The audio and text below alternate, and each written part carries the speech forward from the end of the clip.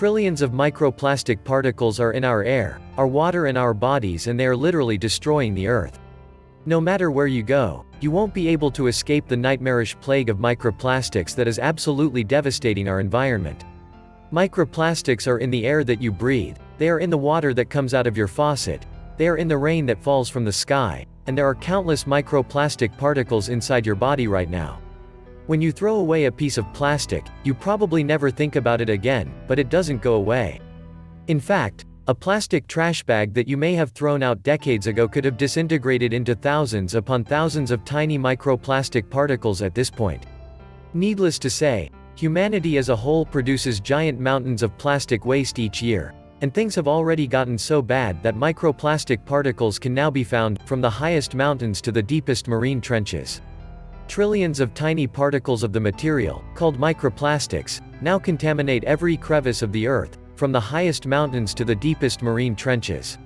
They are increasingly being found in birds, insect, mammals and sea life, in the food we eat, the water we drink, and the air we breathe. And they end up in us, too. They have even recently been found in human placentas. If they get the opportunity, future generations will look back on our generation with horror. And the way that we are systematically destroying the planet will be a big reason for that. Microplastics have been discovered at the very bottom of the Mariana Trench, on some of the most remote islands on the entire planet, and in Arctic and Antarctic ice. You may think that you can escape this plague by going to some extremely remote spot where nobody else is around, but even though you may not be able to see them, microplastics are there. In fact, one recent study conducted in the United States found that, more than 98% of the rain and air samples collected over 14 months in 11 of the most remote parts of the country were polluted with microplastics. And every year this plague gets worse, because we are constantly producing even more microplastics. For example, every time we use our washing machines we add to the problem. Microplastics, particles smaller than 5 mm, come from a number of sources. Plastic bags and bottles released into the environment break down into smaller and smaller bits. Your washing machine is another major source. When you launder synthetic clothing, tiny microfibers slough off and get flushed to a wastewater treatment plant. That facility filters out some of the microfibers, trapping them in sludge, the treated human waste that's then applied to agricultural fields as fertilizer. That loads the soil with microplastic. A wastewater plant will then flush the remaining microfibers out to sea in the treated water. This has been happening for decades, and because plastics disintegrate but don't ever really disappear, the amount in the ocean has been skyrocketing. And every time we drive our vehicles, more microplastics are released into the environment. When someone drives down the road, tiny pieces fly off the tires as part of normal wear and tear. The material is made up of rubber, added synthetic rubbers, and other chemicals. Tire particles are included in the microplastics group and they are everywhere. In 2019, a study crunched the numbers and determined that 7 trillion microplastics wash into the San Francisco Bay every year, most of it from tires. We will never be able to clean up the trillions upon trillions of plastic microparticles that are already in the environment. Only God will be able to do that. The only thing that we could possibly do would be to keep the problem from getting worse by ending the use of plastics worldwide. But I guarantee you that the nations of the world will never agree to do that. So this plague will just get worse and worse with each passing year. This plague is one of the reasons why we are seeing mass extinctions among our wildlife, and scientists have found that microplastics cause fewer seeds to germinate, and result in slower plant and crop growth. None of this is doing any good. The particles affect soil structure, for example, causing fewer seeds to germinate and slowing plant and crop growth.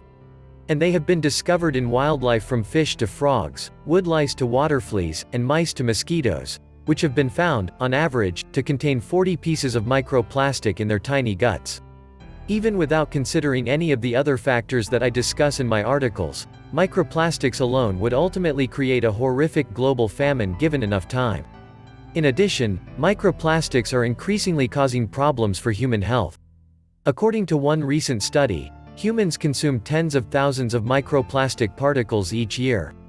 And according to a study published in the journal Environment Science and Technology, people may be consuming some 50,000 microscopic particles a year in food and drink. And we can add another 24,000 or so breathed in from the air.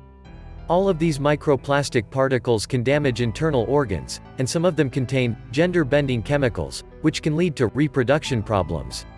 They cause physical damage to internal organs, but that is only one aspect of the danger they pose.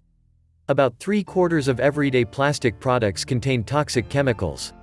Among the nastiest of these are phthalate and bisphenol A. These are gender-bending chemicals which have been shown to cause disfigurement and reproduction problems. In previous articles, I have documented the fact that male sperm counts are dropping precipitously. If we stay on the path that we are on, the continuation of the human race is in very real danger. Our great love for plastic is literally destroying the planet and everything around us, but most people simply do not care. When will everyone finally start waking up? The clock is ticking and time is running out for humanity, but most of those around us are dead asleep. We cannot treat the planet that we have been given like a toilet indefinitely. Our errors are catching up with us in a major way, and yet we still refuse to change. Because we refuse to change, there is no hope of reversing course, and we shall continue to steamroll toward a horrifying apocalyptic future. This was The Survival Economist. Please like, share, subscribe. And please take some time to subscribe to my backup channels. I do upload videos there too. You'll find the links in the description box. You will also find a PayPal link if you want to make a donation. Thank you wholeheartedly to all those of you who have already donated. Stay safe and healthy, friends.